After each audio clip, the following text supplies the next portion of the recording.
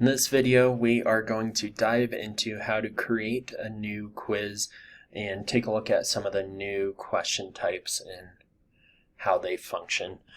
So just like classic quizzes, you hit the red plus quiz button, but then this time you're going to choose new quizzes. And then just like classic quizzes, you have to give it a title. So I'll give it a title. Then you'll change points, assignment group, all that good stuff. Leave external tool, that is how this submits, so don't mess with any of this. You can't for most of it, except for it will let you find, but I found that screws things up if you try to change that. So leave submission type alone if you want it to sync, and then you do have to give it a due date, just like you did in classic quizzes. So now, rather than there being a little question tab up here, what you do is you click the red build, and this will take us to the build screen where we can actually add our questions. So your title comes over. If you wanted general instructions that would apply to the whole quiz, you could add them there. That part is not required. But then all you do is just hit the blue plus button, and this pulls up the different question types that you can add. Most of them are the same. There's a couple new ones. Hotspot is new. Stimulus is new. I'm trying to think what else is new. Maybe categorization. I can't quite remember. And then the item bank is right there. It's a little piggy bank icon. That's how you access that. So I'll show you the stimulus one really quick. The thing that is cool about the stimulus is that you can, let me grab a photo real quick.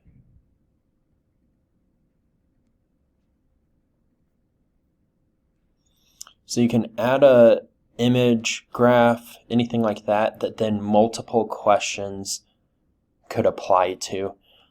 So in this instance, I added this painting, and then I want to have a couple questions that will tie to that, and you see that it splits the page in half so that the students will be able to see that image while they answer these questions.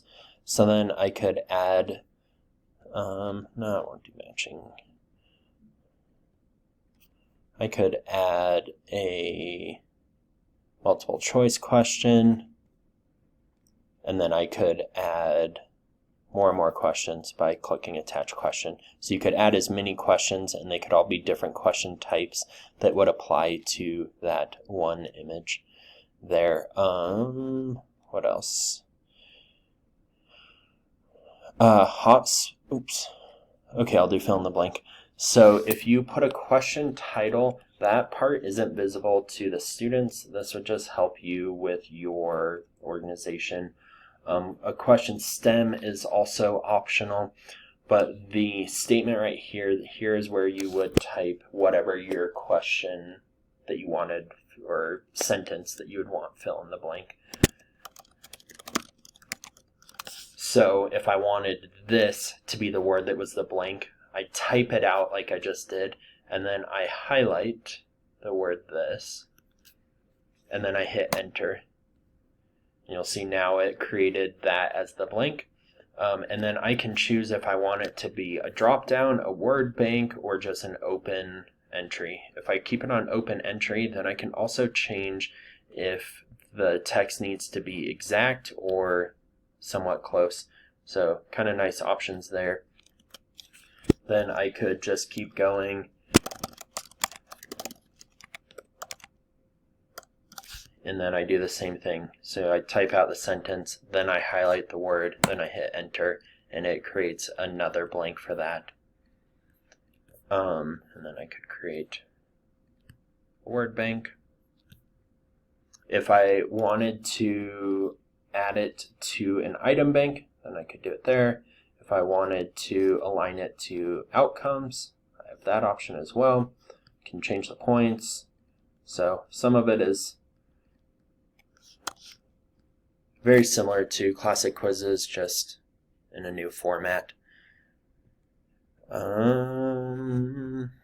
other ones do we want to look at?